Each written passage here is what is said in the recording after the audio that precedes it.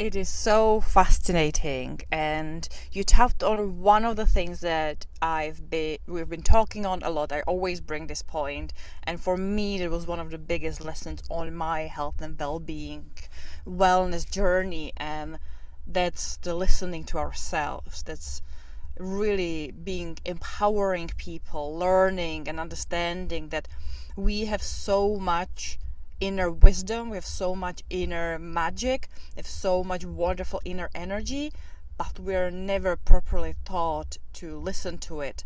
I always say that from the moment we're born, we're listen to your parents, listen to the elderly, listen to the teachers, listen to the bosses, listen to the authorities, to the doctors, to the influencers, and never it is, or luckily we're getting slowly there, and in our circles we can start seeing it a little bit more to, well, listen to yourself, listen to your intuition. But it's such a long process, and it's such a journey to really know how to trust your gut, how to listen to your intuition, how to open up your ears, not just your ears but your whole body. And I love that you made a connection then to the heart, that it's, our heart health is not only, what we eat, what kind of a diet do we have, do we do enough cardio, all the things that, again, the Western medicine, we know what we should be doing for heart conditions. And yet, as you said, there still is a pandemic, there still is a huge issue. So one thing, it could be that physiologically we may not be doing as much for it as we should, but I love that you're bringing in so many of the different layers of importance and possibilities of healing our heart and preventing any kind of a cardiac issues. Right. Because also 90%, it's estimated that about 90% of heart conditions, and I hate to use the word disease, because to me, disease means that you're hopeless. And it's certainly not hopeless with any heart condition at all. There's always something you can do to help yourself. So, with 90% of heart conditions that could be prevented, and the American Heart Association says action by the self, the individual, which means self care. Only 15% of people polled actually even knew, I'm sorry, 30% of people practice self care. 15% of people knew what self awareness was. So, as you said, we do a lot externally. There's, oh God, there's so much information, diet, managing stress. But really, how do we do that? You have to know yourself, and you have to know what your body, mind, and spirit needs in order to be successful with that. And we don't listen to ourselves. If you look at children, children spontaneously are guided by their heart because they haven't been that socially conditioned yet. Sure, they listen to their parents, teachers, but it's really adolescence and adulthood where we're told, get out of your heart and into your head because the brain is logical. And that's the message. Oh, the heart is emotional and it's not going to lead you anyplace. Think with your mind. It's the emotions, it's that intellect. And that's where we miss the boat because we are the only ones that could help ourselves, each individual. And that's regardless of whether it's health, everyday life, anything. We have to be able to listen to ourselves, and we're taught to ignore it. I love the fact that there's a commercial. And granted, the commercial talks about listening to your heart, but it does it with the intent of telling people to take cholesterol medication. And I believe, yes, there's a place for medication, there's a place for everything. But what's interesting to me about the commercial is that it has a person sitting with a healthcare provider with their heart next to them. And the physician or practitioner says, oh, we have to get your cholesterol down. And the heart starts talking to the person, actually having a physical conversation, telling the person, okay, the message is you need to take this medication. But the deeper message and the more important message is to listen to your heart. And in the commercial, it does say, Listen to what your heart is telling you. So I'm so glad that there's now a commercial out there that, and I hope people get the deeper meaning of it, that it's not just about cholesterol medication, that it's really about you, about connecting with your heart, connecting to yourself. Loving this conversation, and the heart is something that I am very passionate about, but not the physical heart, not on a medical level, but more on a spiritual and emotional level. Because when we are not connecting to our emotions, we're shutting down our heart. And one of the, well, two things that I've come across recently is a book by Greg Braden. I read it about a year ago, and it's called Resilience of the Heart. And he talks very much about the heart. And not many people know this, but there's actually a third brain. You know, we talk about our brain and our gut brain, but there's actually a third brain is in our heart. We've got a heart brain as well. And he also talks a lot about the Heart Math Institute. And at first I thought, well, that's got to do with maths. You know, what has maths got to do with the heart?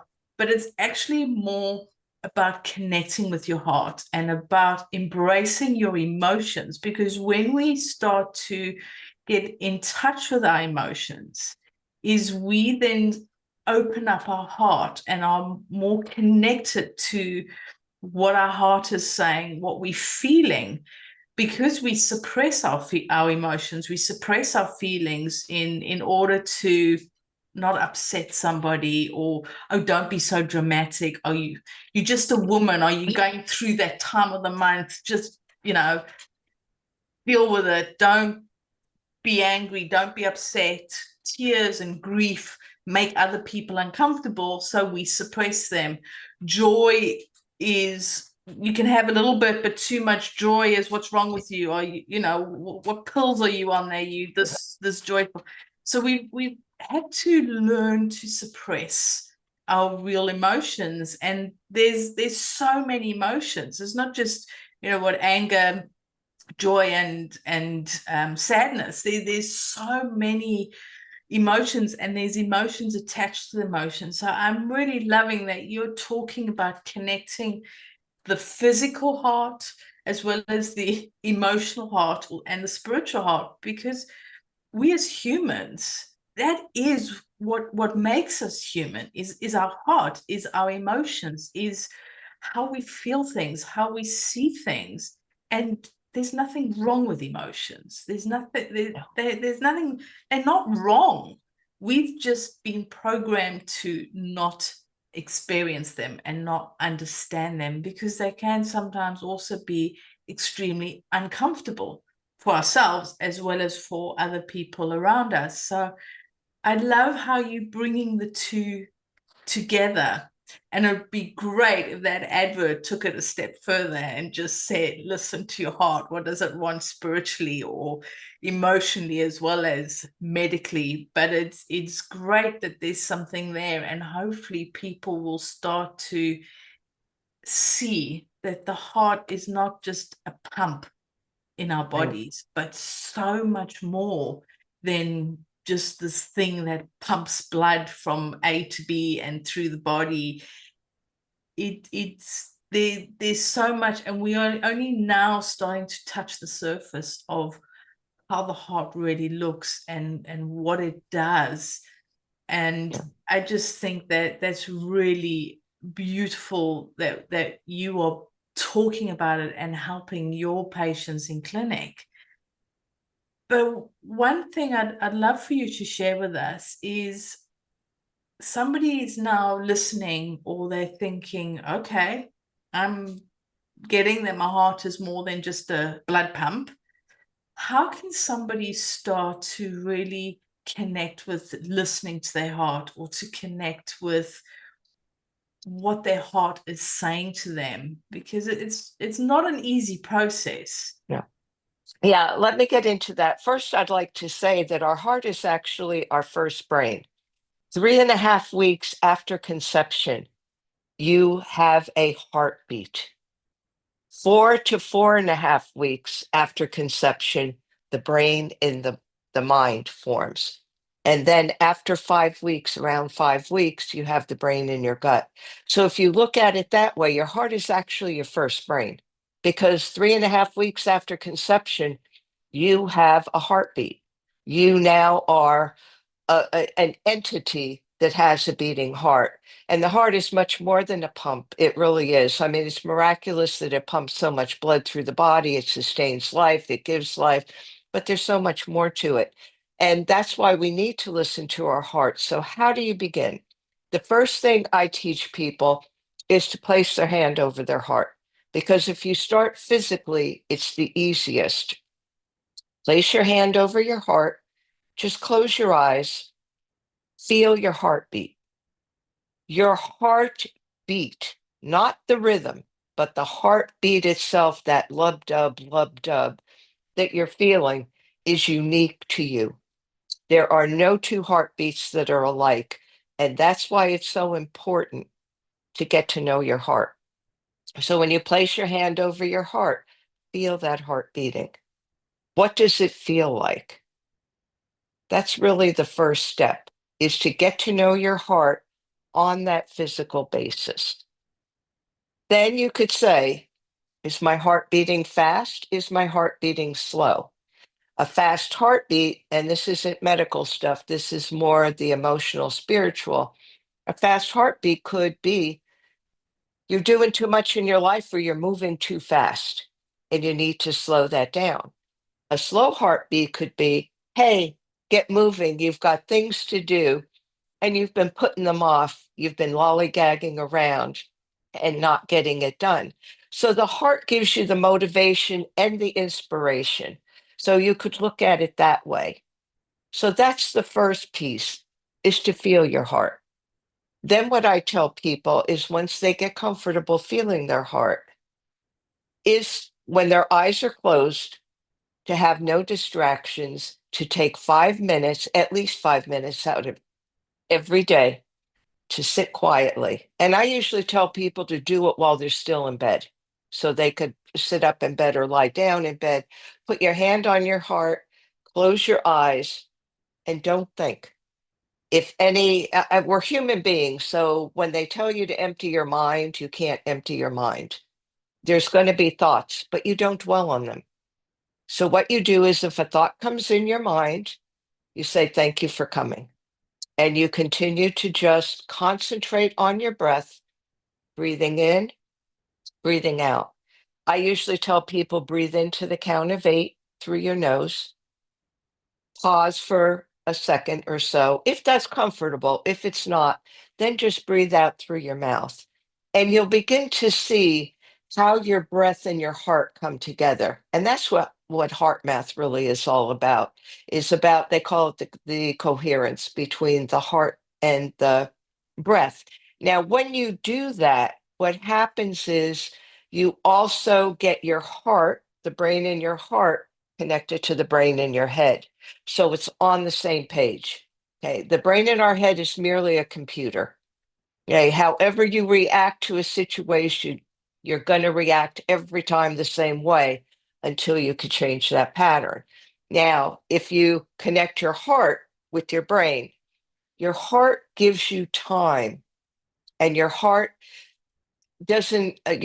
sends a message to the brain that everything's okay and you don't need the stress hormones. And that's where we get in trouble, is with those stress hormones, because we live in a state of what I call chronic stress, or I even call it post-traumatic stress syndrome, that we're all so conditioned to that. So that sitting quietly is so important. Hand on your heart, breathe. Don't worry about what's coming into your mind. Just let it float away. And that's how you make that connection, heart and mind. Okay. What starts to happen, and it takes about 30 days. So nothing that's really good happens overnight. And that's with anything in life. There's no overnight success. There's no overnight weight loss. There's a process. So when you start to do that every day for 30 days, That's how you begin to listen to your heart, because now you have the time and you have the space. You've cleared that headspace. You're not thinking, oh, I have to do the laundry, I have to do this, I have this at work, I'm stressed out about this. You're thinking about nothing. You're just in that space. And some people call that space bliss. And in a lot of Eastern traditions, that's what they do call bliss, is that space of emptiness. And that's what's meant by emptying the mind, not saying that you can't think about anything, not concentrating on any thoughts that come into your mind. Now you have the chance to listen to your heart. And the heart can speak to you in many ways. Your heart, you could get a message that says, do this, or this is important. You may get a feeling. Okay. Anything that comes from the heart is a good feeling, and that's your intuition. Your heart is never going to make you feel uncomfortable or afraid. It's your ego, your mind, that makes you fear things. But the heart is always going to be calming. So if you begin to listen, you'll start to get messages, and you'll start to, in your own way, get out of that little mind, the ego, and really get more into what's called the higher self. And that's the spiritual part of connecting to your heart, is connecting to that higher power, connecting to authentically who you are without trying to please anybody, without trying to be something that you're not, without masking your emotions. And that's when you truly can be guided by your heart, because now you understand the whole process. And for some people, it takes a really long time. I've had patients that really didn't like the fact that they wanted to sit, that I wanted them to sit quietly, because sometimes it's uncomfortable if you're not used to it being with yourself. And we're also told to be productive. So if you take 5 minutes and you're sitting there or lying there like this and connecting with yourself, you could appear lazy. I mean, you're not, but socially, you could appear very lazy. I remember one time, I was going to speak at an event, and you're backstage first, and I was preparing myself. So what I did was I just kind of put my hand on my heart. Then I took my hand away, but I closed my eyes and I did breathing. Well, it was funny because there was somebody else backstage that thought I fell asleep, and that wasn't the case at all. And they came over to nudge me to wake me up. And they said, "Are you okay?" I said, "I'm fine." They said, "Well, were you sleeping?" I said, "No, I was just getting myself centered to go on stage." And the person looked at me like I had 12 heads. Like, what on earth? And I swear that person probably still to this day thinks that I was sleeping, that I was tired and fell asleep right before I was to give the talk.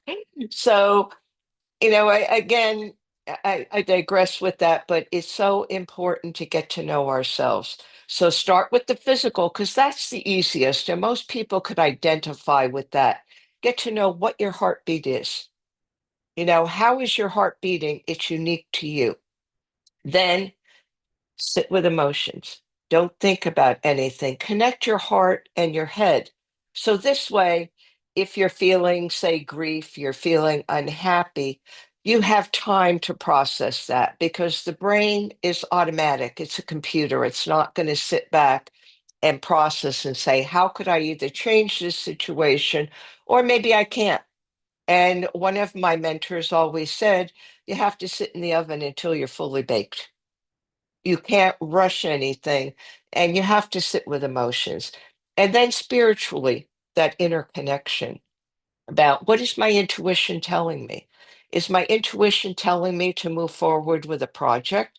Is my intuition telling me that I need to sit back and I need to take some time? What is my intuition telling me?